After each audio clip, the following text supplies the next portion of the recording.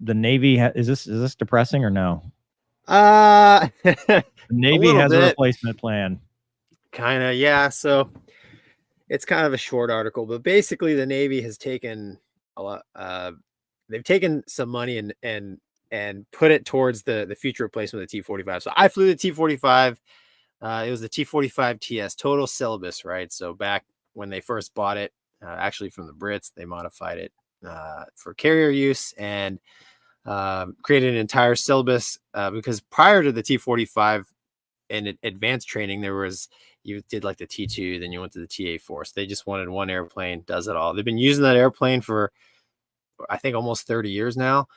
And it looks like that, they want, so in the training command, they're not going to the carrier anymore in the T-45. So they need a T-45 replacement, but they don't need it to be carrier capable, but they still need it to be able to basically do a carrier approach to the field, right? So in the Navy, we fly angle of attack, which in my mind, I'm like, well, you still then have to build, strength and gear and all this nonsense. So I don't know. They're looking at everything, right? They're looking at the FA-50, the T-7. The Navy's timeline is pretty ambitious. I think, scroll up there. I think it says 2026 is when they want their first replacement, but 2028. 2028. Oh wait, potential contract award in 2026, and at the bottom it said IOC in 2028. Yeah, 2028. That's pretty aggressive considering they haven't even picked one yet, right? And I don't know if you can FCLP, so like practice carrier land on shore, a T-7. I don't know if it's that strong, or any of the other jets, the F-50 or anything else they're looking at. So, the Navy's got a plan. I don't know how it's going to pan out, but dude, kind of like the T-38, the T-45 is getting older, and the T-38 has been around a lot longer, but the T-45 being operated off of carriers, it's pretty hard on an airframe. So I mean, I'm not surprised it's about time. I flew the A model, which they were okay. They were phasing them out for the C model, which was basically an all glass upgrade. But even back then, I was like, man, this thing's kind of old. But I don't know, Mover. Do you care about the Navy's future jet trainer? I care about America, but I have questions for you, yes, Gonky, because I'm going to act like the interested observer here. Because I remember this from my Strike Fatron days. Sure. We would come back and bounce at the field. Yes, FCLP. And it's a different prep than at the ship. So sorta. Is it easier on the aircraft at the shore, or are they just accepting, like, because I see it kind of like your track prep, I prep the car to go to the racetrack. Yeah. But, just hot rodding around town, not that I would ever break any laws. You know what I'm saying? Like, I know what you're saying. So yes, the ship landings are more aggressive, and that's usually because the pilots flying them, it's their first time out there, and they get a little freaked out, and it's pilot induced hard landing. You could do it. You could do it at the field too, but at the field, your brain tells you there's a 12,000 foot runway and they painted a 500 foot square there. And if I go a little long, short, nobody cares, right? But it is, if you do it properly, they feel about the same, other than the fact that you're not grabbing the wire because you're doing practice right at the field, FCLP. So the grabbing the wire does cause stress on the airplane, and also the catapult launch is quite stressful. They have to build a pretty honking nose gear apparatus to withstand, being flung off the front of the ship. But the airframe has to be pretty sturdy, just for the no flare, the 3 degree right into the ground. So like I said, I don't know if the T-7 is built to that standard or any other airplane. Why did they get rid of it? Like, why are they not bouncing anymore? No, they're not going to the carrier. Right. So why are they not doing that? Because the argument is magic carpet, and if that's the argument, then why even do it at all? Well, because you're building a habit pattern. So So this is for like just when you're coming back, like, before they usually bounce when they come back from a mission. This is not like dedicated practice. no, so if you go, so the idea in this is in my mind how I see it. And this is how I was trained. It's like, okay, you select jets, you're going to be landing in the Navy. You're going to be landing on aircraft carrier. This is how we land an aircraft carrier. So like, to your point, mover, there's no point in doing a carrier style landing at the field. We're at the field. Right. Why would we do that? Let's just flare to land, right? Mhm.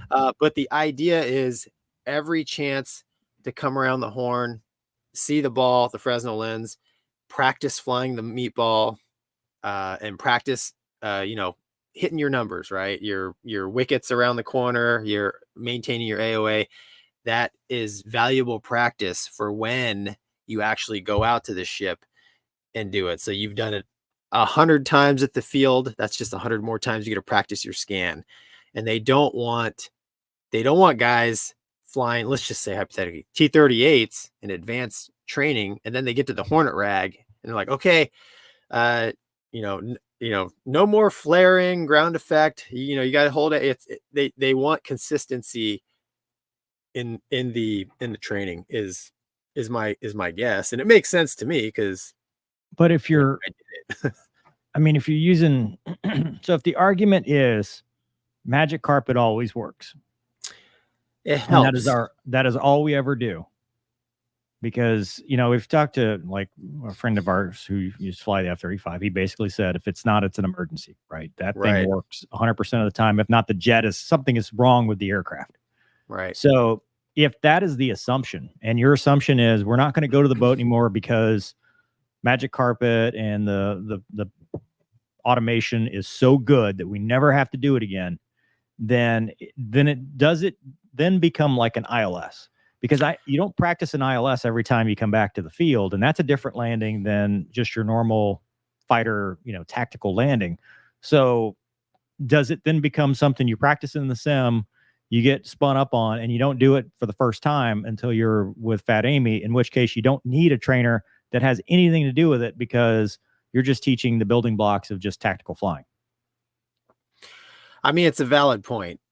I mean, to your point, there's been plenty of Air Force exchange guys. We had Spanish exchange guys come who never flew the T-45. They probably went to NJEP, some of them. Yeah, and right. And then, as part of the good deal in the Hornet, it's like, dude, let's get your boat qual, right? We teach them in the Hornet and they're perfectly capable. Now those are experienced aviators. I don't know, how a brand new guy or gal would fare. And to be honest, you're probably right, but I don't know if anybody's willing to push to test. I never experienced magic carpet in the Hornet. I've had a lot of friends that have, and I ask them about it, and they say it has really lowered the stress level of landing on the ship. But they say it works all the time, but I just think that we did a mishap report where the guy didn't know what mode he was in. Right. Well, right. He does the shit hot break, and next thing you know is power call. And well, I think, I think even in commercial aviation, technology is great. It makes things easy, but I would argue that stick and rudder skills, when I was when I was a rag IP, even now I say it, like the guys that flew F4s, F8s, it's like, man, that's back when you had to have skills because the jets weren't as good. So I don't know. You're right, man. It may be a case for, hey, technology is just going to replace a lot of this skill that used to be required. Do I think it's a good idea? No. It's always easy to have the skill and then add the technology, vice versa. But I get it when you're dealing with dollars that don't seem to be, there's not a lot of dollars out there right now. So, and that's the argument, right? You already have the T7 as an order. Now, granted, is it ever going to come online? I mean, it probably won't make 2028. even if they selected it today. But if you are so reliant on this technology that you say that we don't need to go to the boat, then you're either thinking simulators or you're just, I mean, wait till you get to the F-35 and do it, because it's not going to be the same. You're not, the stick and rudder stuff is not the same. Yeah. Yeah, man, I don't know. It's, I don't know. And yeah, I've even thought, I'm like, man, why even have a trainer? Just send them straight to the RAG and just have an intro syllabus, because the Hornet's a super easy airplane to fly. I'm not sure you'd want to do it in the F-35. There's not a 2-seater, but yeah, it's know. about getting their minds up to speed. That's why you need that intermediate trainer, is because, a T6 goes 200 knots and everything else is 300 plus. Right. But I mean, you could argue that with the, why do we need it to fly the FCLP pattern when it's never going to go to the ship, right? I mean, I get it. Again, I'm just looking at both sides of it. I mean, it's kind of like, back in the day in the Navy, you flew the TA-4 and then you went to the A4 RAG, right? I mean, that was a full up warplane. They just made a trainer version. We're just in an austere financial environment where, like that, we can no longer afford to do things just because it's the way we've always done it. We can't afford the military we want. I get it. Yeah. Anyway, is that all you wanted to talk about on that one, Gonky? Yeah. I missed some chats for you. I missed the T-45. It's great, fun little jet.